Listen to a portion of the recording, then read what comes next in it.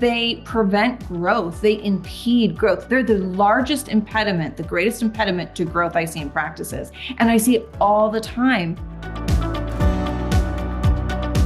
Hello and welcome to Beauty and the Biz, where we talk about the business and marketing side of plastic surgery. I'm your host, Catherine Maley, author of Your Aesthetic Practice, What Your Patients Are Saying, as well as consultant to plastic surgeons to get them more patients and profits. Now, today's special guest is returning because she's got something new happening. It's Lisa Wark. She's a consultant, fractional CEO, and PhD candidate who works with practices who want to transform from overwhelmed to outstanding. So drawing from 2 decades of leading high-performing teams and her doctoral research in organizational psychology, Lisa shows how culture, systems, and service excellence combine to create sustainable growth without burnout or bureaucracy. Yes, in her new book, Patients, People, Process, A Modern Guide to Culture, Service, and Growth in Private Practice. Lisa Wark, welcome to Beauty and the Biz. Thanks for returning. Thank you for having me. Well, I was just so excited to hear about your book. Of course, I bought it right away. So what brought this about and why? Why now? Well, after years of being in practice with different clients and growing up even in a medical practice, both my parents practiced medicine. I have taken down notes and jotted notes and blogs and wrote things down about what works, what doesn't work, and what patterns I've seen over the years.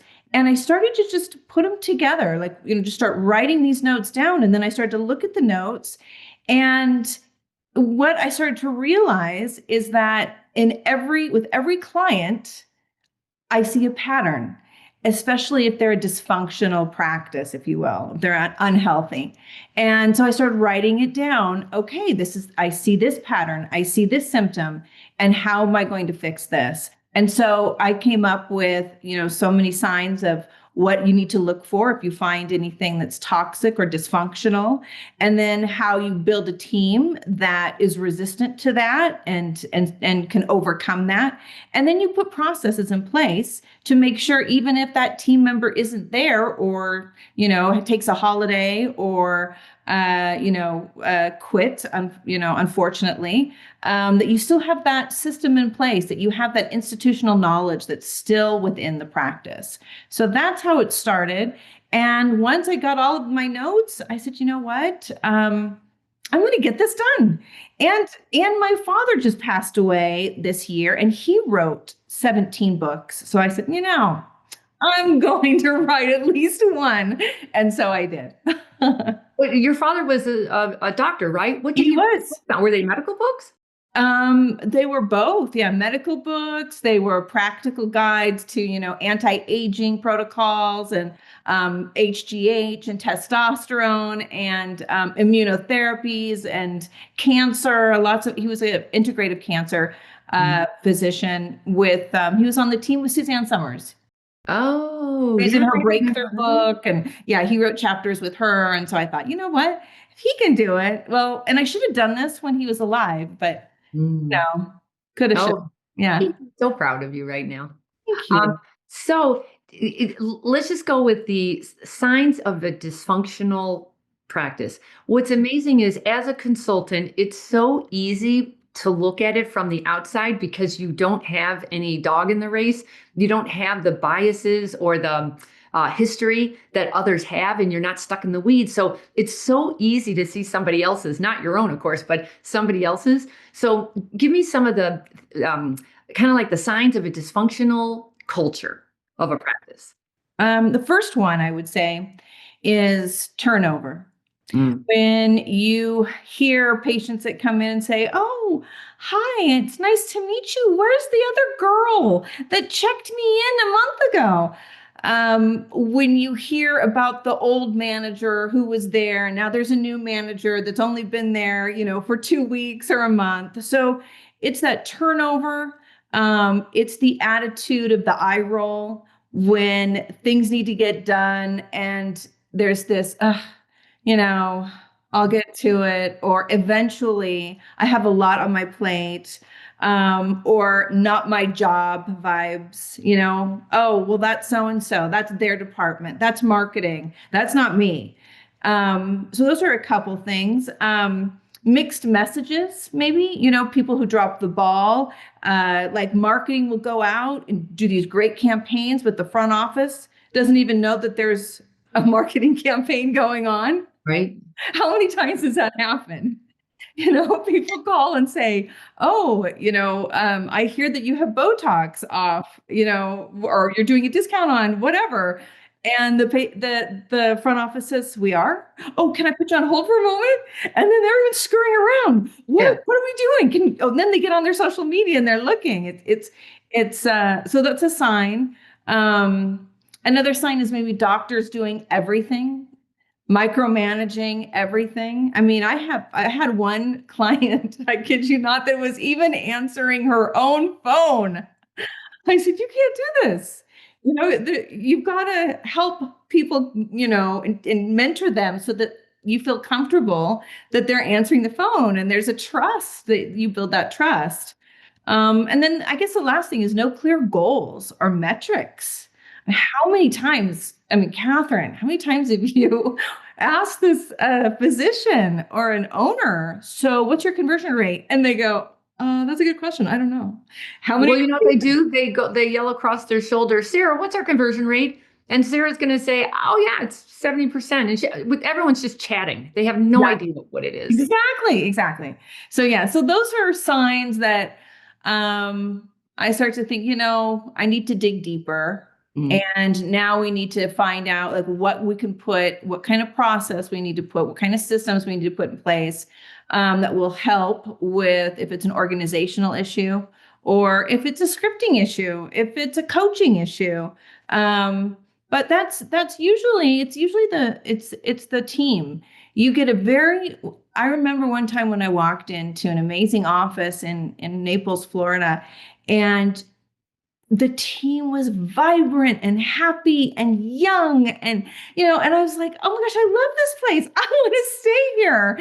And compared to walking into an office where you can just feel the drag, you can just feel the phones are ringing, people are on hold, they're trying to check out, someone's in the bathroom, it's just this, oh gosh, it's that feeling like, I don't know if I want to be here. And you can immediately pick it up, and it's the culture. It's just a feeling. Every time you walk in an office, you get a vibe. Yeah. Still Northern California, but there's a vibe to everything, and you can feel it when a team's working cohesively. One issue I've noticed though with staff, high turnover is an issue, but so is that long-standing. She's been with me since day one, and she is not going to budge on any new ideas, Oh, any new technology. She has done it this way forever, and she's got the rest of the team saying it too. No, no, no, we don't need anything. We're doing just fine. Have you noticed that as well? oh, it's a huge problem. And I think what happens is this person that we're talking about, this type of a role, they've been in the practice for years when the practice was probably just starting out, perhaps, or it was very small. And then over the years, they've not allowed the practice to grow. They have a very different type of mindset. So it's more fixed mindset. It's control. This is how everything goes through me. And I don't need to learn. They're not coachable. These employees or team members, they're not coachable, and they prevent growth. They impede growth. They're the largest impediment, the greatest impediment to growth I see in practices. And I see it all the time. And some people say, "Well, gosh, I wonder what she has on him," or "I wonder what he has on her." Because why would they keep, this employee? But it's fear. It's based out of fear. When you're growing, when you decide, "I want to grow my practice, I want to scale my practice," it's uncomfortable. It's uncomfortable. You feel it's not a safe place. And people that have a fixed mindset, like that employee that we're talking about, doesn't allow the growth, doesn't feel comfortable with the growth. So immediately goes on the attack, resists. And sadly, the practice goes nowhere. And you see this for years, it happens. It's not just like, oh, they're there for a little while. It impedes a whole career, but they don't know it. Does that make sense? Well, when I see that happening, I've noticed I can't fix that because the reason the surgeon hangs on to them all these years, they feel such loyalty to that staff. They were there from the beginning when there was no money, no patients, and they trust them implicitly because they've been embezzled. They've had all sorts of inventory walking out the door, and all of that. So they have that one person who has their back.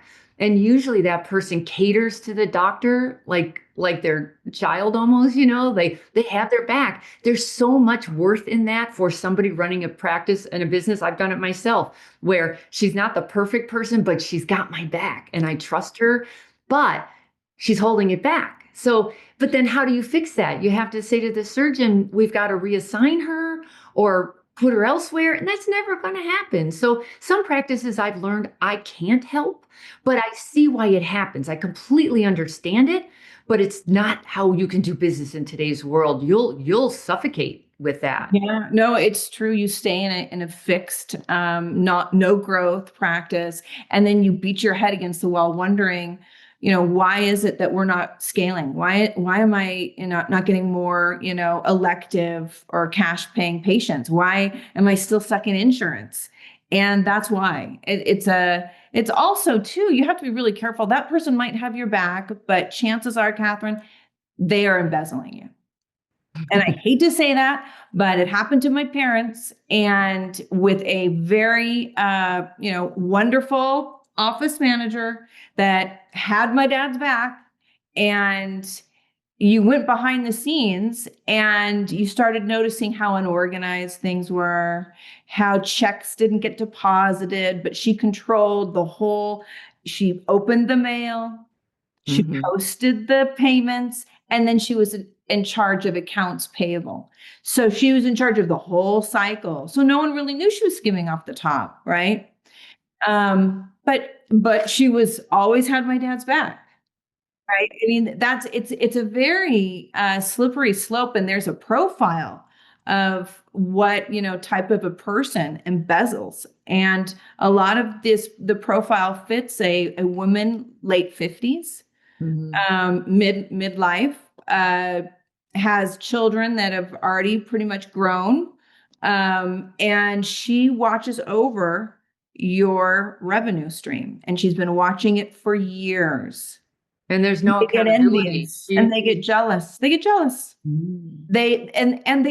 starts very slowly. It's like, oh, well, I'll just take these stamps, for example. I'll just use these stamps, and, he'll never notice. I'll put it, I need them for my own personal stuff. And then, all of a sudden you're taking the petty cash and using it for whatever you think is necessary. And then it's no oversight, right? It starts very small. And then that big picture, a year later, hundreds of thousands of dollars are gone, and you're seeing more patients, but you're not seeing an increase in your revenue. You can't figure out what's going on. And I think that's when, like with my parents, for example, that's when they hired an accountant, a forensic accountant, and that's how they found it. Well, they always say, don't give the staff the opportunity to even think about it. Yeah. Because you have to have accountability. There has to be a system and a process, and people are checking things. And a big sign is when they won't go on vacation or they won't let anyone look at anything they're doing. It's all very secretive. And that right there should tell you something. I've heard so many embezzling stories on this podcast. Oh, dear. Right? And the numbers are insane. And I'm so surprised when I hear that. I think, how do you say good morning to the doctor and take all the money behind the scenes and do it with a straight face? Because they started out small. Yeah. Justified it, and then they justified it. And then pretty soon, thousands of dollars, hundreds of thousands of dollars is no big deal because I earned it, right? Because the doctor makes too much money. Right. Right. But then that turns the doctor into a paranoid perfectionist. And then he grabs back all the control and says, I can't trust anybody. And I totally get that. That's why now he's checking everything, or he brings the wife in, and now she's part of this, and that becomes another dynamic. So there's nothing easy about that. But boy, those telltale signs, what would you say are the 3 telltale signs that trouble is brewing. One of them is they will not go on vacation or let go of any of the books. Yes, one of that. The others, they open all the mail. They Yeah. won't let anybody else open the mail. That's a big red flag for me. They control accounts payable, accounts receivable.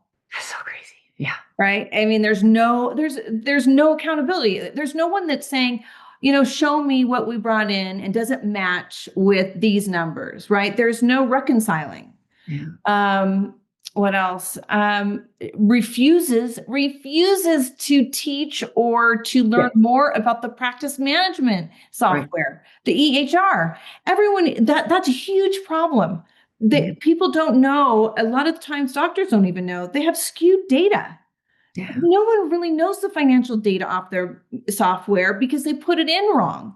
It's usually like a human error that makes a mistake, puts it under a different deposit, or sends out whatever happens, and then the data that shows it seems like everything is fine, but it's not. It's not being measured to the bank account. Right. Yeah, there's no check and monthly balance accounts. Yeah. So it's those three things. Also, someone who's been there like for 20 years or 10 years, even, you start to go, okay, what have they been doing in 10 years? What exactly do they do? And a lot of times you hear this, oh, I'm so busy. I can't take on another task. In fact, you need to take tasks away from me. Okay. So then you take tasks away from them and they still don't get the work done or what you're asking, but they'll do it for the doctor. Right. It's this dysfunction. Yeah. The smartest practices know a big part of their practice growth comes from retention, referrals, and repeat treatments, not just from new internet stranger leads.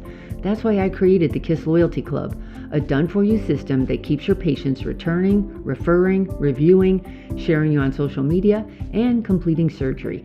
Discover how KISS can grow your own practice revenues by visiting kissloyalty.com today.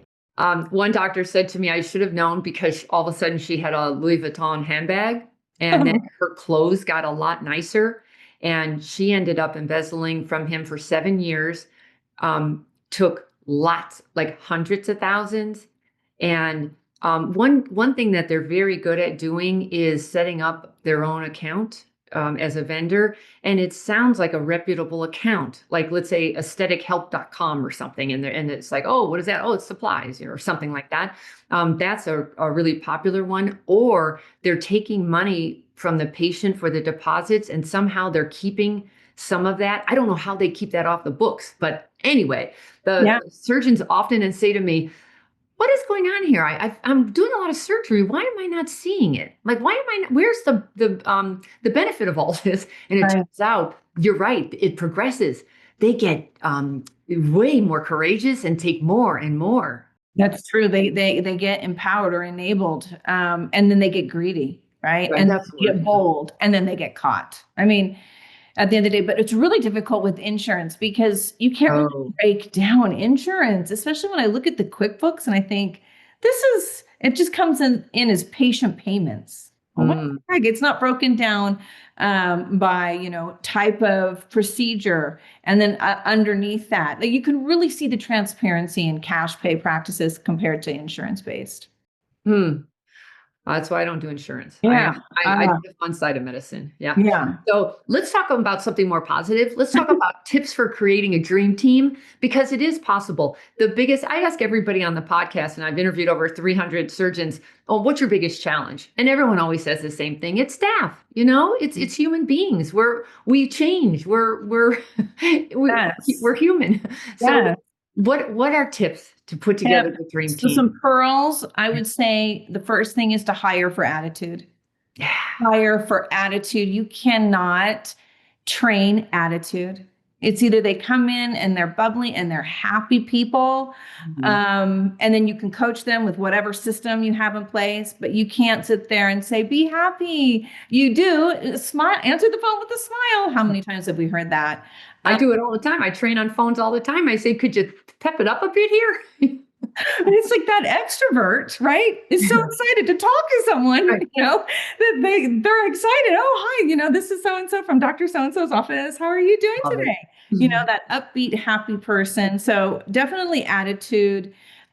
With job descriptions, make those roles clear, crystal clear. When there's ambiguity, it is total confusion. And that's when frustration happens.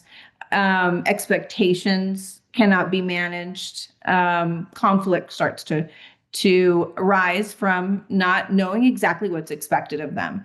I mean, there are practices out there that don't even do reviews. They don't even do like a 360 or, an evaluation, an HR evaluation.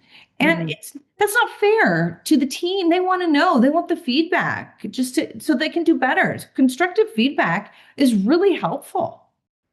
Well, surgeons are afraid they're going to ask for a raise if they do an appraisal like that. I know. So here's my suggestion for it. Yes. Yeah. The manager do a coffee catch-up session. So you go offline, you go to the Starbucks in the neighborhood, and then you just have a little coffee clutch, and and the manager just asks certain questions like, how are things going? Anything bothering you? How are things at home? And I love that. women talking. And that's where you can find out there are troubles at home, or there's a reason she's showing up late. There's some drama, and Yes. we don't want the drama.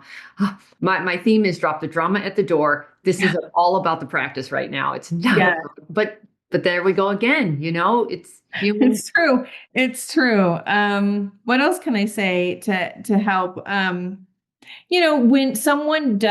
an employee or a team member, when they actually do a great performance, make a note of that. Share it with the team. I think that's really helpful because it breeds positivity as opposed to contempt. So praise in public, so to speak, and criticize if you want to, constructive criticism in private, and invest in growth. People stay where they've developed. And things that we're learning about with millennials is they're always asking, when I'm on the hiring side, well, how am I going to grow in this position? And they've never used to ask this question, which is really interesting. And it's proven in scientific studies that millennials really care about their professional growth. And if you can't offer that, or if you can't keep them on their toes and say, you know what, I want to groom you for this position as well. I think you'll be great. You can also do the scheduling. If they don't feel like they're growing, they'll start looking elsewhere. They'll quietly quit. But I've also noticed, on the other hand, they are not going to do any grunt work that they don't like to do. Like they want to do, like, they want to jump. I don't think people pay their dues. Like, I know the world I came from, I paid my dues for decades before I got going. And there's no patience for that now. They want to get to the top right now. So tell me how to do that. And I thought, well, first, answer the phones. Let's start there. And then, there's an entitlement. There's an entitlement. I agree with you. And the crazy is I did pay my dues too. I used to work for my dad answering his phones. I would be, wheeling these cancer patients over to admitting because his office was next to the hospital to, talking to these poor, cancer patients and, showing my compassion and, that was part of what I did. And today you have people that come in and they want to run an office and they've never even answered the phone. Yep. That's crazy, right? One thing I do when I'm interviewing people, I will now ask interesting questions such as, give me a challenge that you've had that you've learned from, learned a lot from, even though it was painful. And sometimes the biggest pain they've had is they didn't pass a test that was really important to them. And I thought, that's your biggest pain point? Like, really? I need more than that, because they're going to fold the minute there's a problem in the practice. They haven't built up any strength to handle diversity. Oh my God, I hate to say that word. But just to handle any issues that come up, because we're going to be working with people here. Have you noticed that? Like, any interviewing questions that have been? Yes, so I do behavioral interview questions because I want to know. I want them to give me a specific example of so you work for so and so, and you were in this position. how did you handle a difficult patient? I needed a specific example. Mm-hmm. And if they cannot give me a specific example, that tells me they don't really know how they would respond, or they're thinking, what should I say? How can I tell her that I do know what I'm talking about when I don't, right? It's really quickly, you start thinking, okay, and you give them like clues, like, give them, little pearls, like to help them to think about a time when this happened.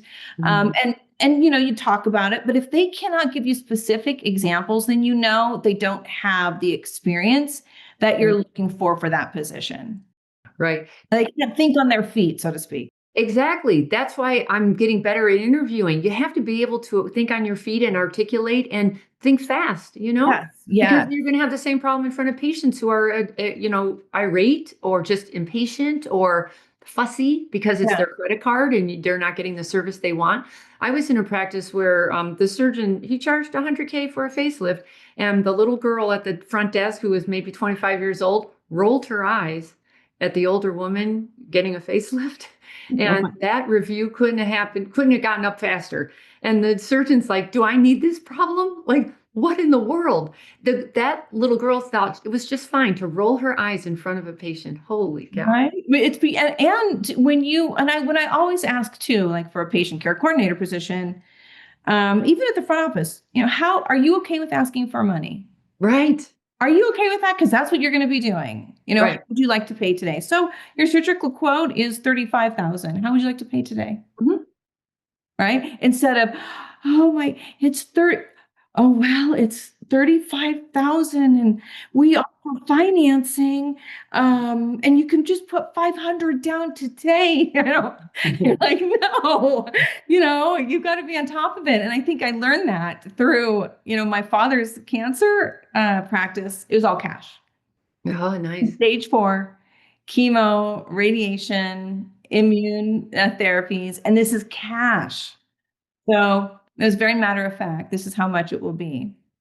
The way you do that is to somehow have a culture of VIP, concierge, white glove service, whatever you want to call it. How do you make that happen throughout the whole office? Because usually you have somebody who totally gets it, somebody else who has no clue, is never going to have a clue, and then everyone in the middle who's like, no, what do you want us to do? How do you make that an absolute culture in a practice that's consistent Monday through Friday? Mm-hmm. Well, you start talking about values, right? What is this company's values? What is this practice value? And I learned this from Dr. Kotler a long time ago. Okay. He said to me, every patient, I want a long standing relationship with that patient. It's not just a quick, oh, hi, I'm your plastic surgeon, bye. It's a long-term relationship. View every patient like that, like a friend, like someone that you're going to talk to, that you want to, like almost even like a family member.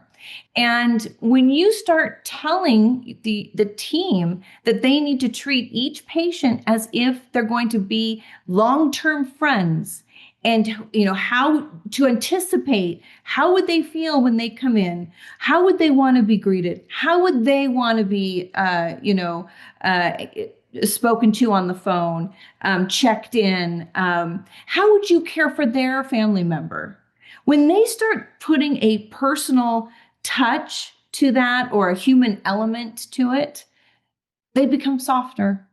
It's not just, this is what I do every day, doctor's office, what do you need? It's not like that. It's deeper. And so if you can show your team, you greet someone by their name, say their name multiple times. People love to hear their name. I mean, those are simple things, that you don't really think about. Asking for preferences when you're talking to someone. We can't wait to see you. Just wanted to make sure. Do you think you'll need a charger? We have a charging unit. What kind of phone do you have? We also we offer water, room temperature, or refrigerated or sparkling. We'd love to have everything ready for you when you come.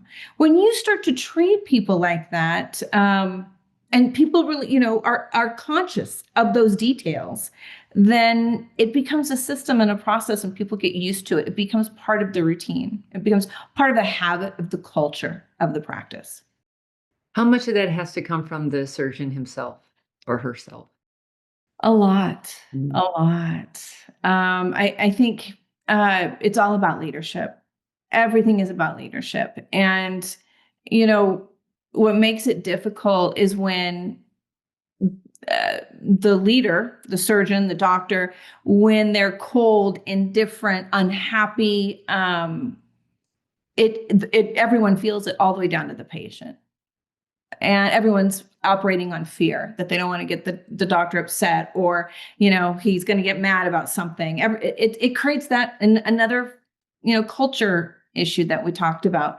But it's very important that a doctor is always remains calm. And when you think of a leader, you think, okay, they're listening to me, listens well, right, stays calm, and sets a simple vision of what he sees for his practice. It comes from him, right? This is what I see. I was in medical school. I did this, and this. This is now my time. And this is what I see for my business. And when you can articulate that to a team, then they can see it too. When you share that story, okay, now I understand. So that's a positive. A leader that delegates, right? Delegates and verifies, though. Delegates and makes sure that this was completed, right? You don't want a micromanager, but you do want someone that's engaged into what's going on and not checked out. Because checked out, as we know, leads to problems. You want someone that's the same on the busy, crazy clinic days that they are on the slow days, right? They're not yelling, oh my God, we have a bottleneck of patients, who did the scheduling? Okay. You don't want to, get emotional, and just have empathy, right? Empathy in the office. When people see you being that person, leading in that manner, then they'll follow. The role modeling is everything. I've watched some of the practices, and you don't think the doctor doesn't think anything of it, but I say your staff is watching every move you're making. So when you walk in, whenever you feel like it, walk out early, whenever you feel like it, they don't see that you are actually working on the weekends. They just they see you. Are you staying as long as I'm staying, or he gets to do whatever he wants? I've also seen when they say like, tell the patient I'm not here, and no, I'm not going to talk to that person, or they'll say something bad about the patient. All of those little things add up to, this is how we act here. Okay. And so I think you've got to be the best role model for your team. And it takes a lot of repetition. You have to keep telling them, team, we're all about excellence here. We are setting our own standards of excellence. And how do we do that? Great reviews. And you just keep going over it, because you can't say it once a year. You have to say it like weekly, That's so true. And, I also feel for, like, there are times when the doctor is spent, right? They've dealt with crazy all day, Yeah. and they've got another crazy that just seemed to pop up, not on the schedule. And, it's like, oh God, tell them I'm not here. I mean, I understand that, right? I understand that we need to protect our providers because they're constantly being ambushed, if you will. If you don't know what's going to happen and you're being blindsided, then it can wear you down, and it can get the best of you. It can get the best of any leader. And so, I always tell the team, we're here also to protect the provider. We don't want to blindside her or him. We don't want, any surprises. We really want to make sure that schedule in our huddle, is clean. We know who the patients are that are coming in, what they want. If one has a problem, one's happy. We know when that doctor walks in, he already knows, he's been briefed on what's going to happen, as opposed to, what, what is this, because I mean, think about it. It's not easy when you don't know when you're walking into an exam room and you don't know what the heck just went on. Yeah. I call it the hallway huddle. I don't think any doctor should open a door unless they are briefed on what are they walking into. Because the last thing you want to Exactly. be is blindsided, and it's not good for anybody. No, no. And that's when you see them get upset, Yeah. that they're like, and then they walk out of there like, what was that? That just really stressed me out. Then they got to pull themselves together and walk into the next room, Right. and put the song and dance show on it. It's a lot. Clinic days are, on stage. It's so choreographed. Good I days are so I choreographed. feel for surgeons so much. Especially in today's world, they have to become a leader, so they have to get good at that. Then they have to also be a good manager. And if they didn't hire a manager, now they're also acting as the manager. And I say the best thing you could ever do is get a right-hand person to handle 80% of this for you. Be the buffer between you and the rest of the staff, because that's what's burning them out. They're surrounded by typically a bunch of females that Yes. like their staff who's not happy, there are patients who are not happy, then they have a wife that might not be happy, and they are drowning in unhappy. And I can see and on top of that, they have to be the marketer too, because now they have to be the front man on Instagram. And I think, dear Lord, they have to wear an awful lot of hats. So I would say surround yourself with people, of course, that you trust, but are Mhm. really competent and who know how to buffer, how to get you out of Yeah. this And I stuff. think there's confidence. So we talked about the experience part, but I also see a lot of office managers, if you will, that are not, they have no degree. They're like, I hate to say this, but they're not educated and they're running a multi-million dollar Right. practice. And it's like they're writing checks like they would like for a household, as opposed to looking at it as a business. And really it's a big, big difference, right? You're not at the kitchen table, going through your checkbook, right? It's you're looking at strategies, you're looking at ROI, you're looking at, okay, what revenue just came in and what was the referral source for that revenue. It's constantly moving. It's a living, breathing entity. And Mm. your household, which is it's wonderful, but you're in full control of that little household. You're not really out there doing marketing strategies and reviewing campaigns and talking with the accountant. It's business. It's a real business. So competence is a huge part of having a good team and good leadership. So for the leadership side, because surgeons are not known for being leaders because they didn't go to business school, do you think you can learn it? And if so, what are let's just say, top three characteristics that would make somebody a good leader? Listen. Ah, that, Listen, they don't even listen to their patients sometimes. I'm like, did you not hear what this patient just said? oh, no, They're they didn't. thinking, they're somewhere else. It's focus and listen. Listen and come up with the solution. Mm, Don't micromanage. Don't tell, the only reason why I say don't more than I say do's is mm, because we learn more from our don'ts than yeah. we do from our do's. So I always try to bring up what does not work so you don't even go there, right? So you stick on listens, Mhm, um, the vision, mhm, clear, simple vision. This is what I see from my practice. This is how I treat my patients. mhm, Responsive. Is that leader a responsive leader? Some check out. They're like laissez-faire. They don't even text you back. You're mhm, thinking, I have an issue on my hand here. It might not be an emergency with the patient, but there's an issue with scheduling. There's an issue with, a follow-up or, a deposit and I need some time. I need to talk to this person. And when they're not responding to you because they're so busy in the OR and they're so busy in clinic, and then that's not healthy. If you don't have communication, communicating is huge. Without communication, things start to fall apart. right. Yeah, all of a sudden, no, that like you start to get in your head. That's a problem. Don't get in your head. Communicate. Don't assume, right? That did that person hear me? Why didn't that person respond to me? Keep trying to communicate because that's the key to success. I think a lot of times, and a lot of these guys aren't that great at communicators. They're really cerebral. They're really intelligent, and they're not talking, like we are all the time. I want them to have a really good right-hand person. The most successful practices I know have that person Yes. that is their extended arm for everything they need. Everyone goes through that person, and she or he goes to the doctor. Not one of the problems is everyone has open door, and everyone can go to this doctor, I have seen that cause more trouble because somebody's treated more fairly than somebody else, and someone's the pet around there, and oh my gosh, that can Oh, yeah. destroy a culture. Right. That's so true. About staff, you have a great chapter called something like how to make your staff brand ambassadors. Can you talk about that?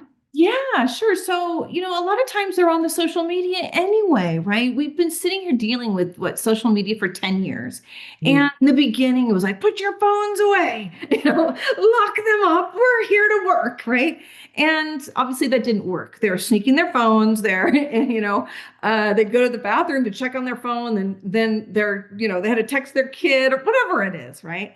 So I thought, let's create a social media policy. So let's say, for example, you do an event, you know what? Put it out there on your own social media too. Be proud of where you work. Be proud that you're there. If you have an open house, do a fun little walkthrough and tag yourself on it. It speaks so much about how, if you're happy, then patients will also flock to it and patients will be happy. But if you have employees that don't want to post on and say, you know what, like this is so much fun, come and join us, or they don't want to do that, that's a red flag to me. It's like, well, how committed are you to excellence? How committed are you to the growth in this practice? Because it works both ways. We want to develop your growth. You need to help us with our growth. And so that's a little bit about, brand ambassadors and posting about your work, tagging each other, doing a little huddle, like when you do your huddles, like something fun. It doesn't have to be so serious, but it's within a social media policy, obviously. But something really fun, like what the huddle's about. Yay, we're ready for the day. We can't wait. Fun stuff like that with the brand, with ambassadors, with employees are really, really positive, and that means that they're committed to you. I found that that really is great teamwork when you let them do the social media side to that. It's the more creative, fun side. And especially if you work for a surgeon who's not dying to dance on Instagram, let your staff do the fun side and you stay clinical. But somebody's got to bring it. You've got to bring your reels and your YouTube shorts, and you've got to get in the game. And I love the idea of staff getting involved in, this is where I work. I love it here. I love my friends are here. And patients love staff. Patients, frankly, spend a lot more time with the staff than they do with the surgeon. So the staff can be a really big help in branding and customer service if you can get them all on board. I've been in practices where it's totally possible to get a team on board who understands 5-star customer service. I've seen it with my eyes all the time, but I've also seen it not. And I think, what makes the difference? I think it's just the surgeon has demanded it, but in a nice way, saying, this is who we are. Like you keep saying, the vision, the values, this is who we are. And we're going to be that all the time. We're going to consistently be like that. I actually always say, go bring your team to what is it called? Like the Four Seasons, bring them there for lunch and watch what happens when, you get bowled over with 5-star customer service. That's what we're looking for. Yeah, exactly. When I opened up my spa in Vegas, I had a spa about 15 years ago. I took them all to the Ritz-Carlton at the Lake Las Vegas. And because I would talk about this, this is how we need to anticipate the needs of patients coming in. We want to have a 5-star VIP experience. And they would think that they knew what I was talking about. But then they wouldn't, and it's not their fault. So I took them to a spa day and they were just blown away. And it was a great investment. It's because they appreciated it too. So it was a great investment. The patients were treated better. The patient experience went up. It elevated that. And the employees felt that they mattered, that, that I cared enough to invest in them to elevate the whole operations and the customer care or patient care of the practice.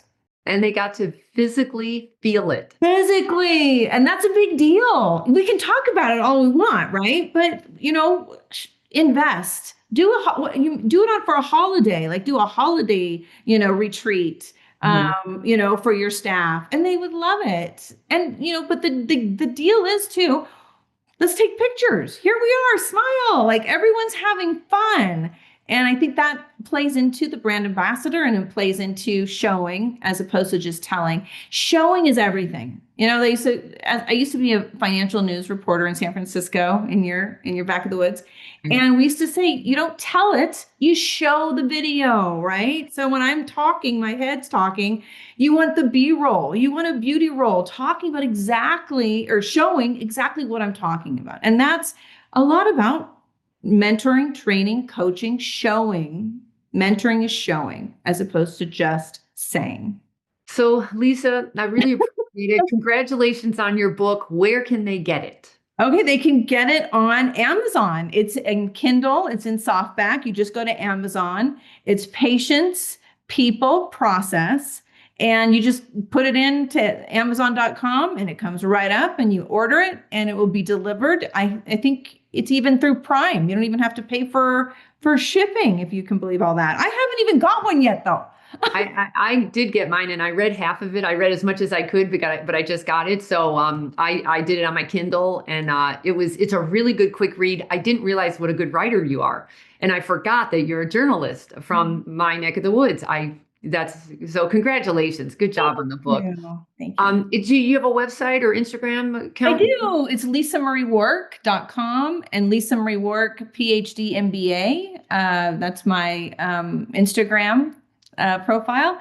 And that's how you can find me. I mean, you can Google me. I mean, you can Google you too, Catherine, and we just come up. So we're doing something right. Well, thank you, Lisa. I really appreciate it. And everybody, that's going to wrap it up for us today. Hopefully you got some value out of this. If you did, please subscribe and review Beauty in the Biz so we can grow the audience. And then if you've got any feedback or questions for me, please leave them on my website at catherinemaley.com, or you can certainly DM me on Instagram at Catherine Maley MBA. Thanks so much, and we'll talk again soon. The fastest way to success is to model other successful surgeons who have what you want, but you can only see their results, not the path they took to get there. So you continue to jump from one thing to another, hoping to find something that will work for you too. But it rarely does. So try this shortcut instead. It's guaranteed to move you forward. I compiled my intellectual property to grow cosmetic revenues, everything I've gleaned over the years, into one playbook of the most successful practices and what they do to win. Go to cosmeticpracticevault.com and let's grow your cosmetic revenues.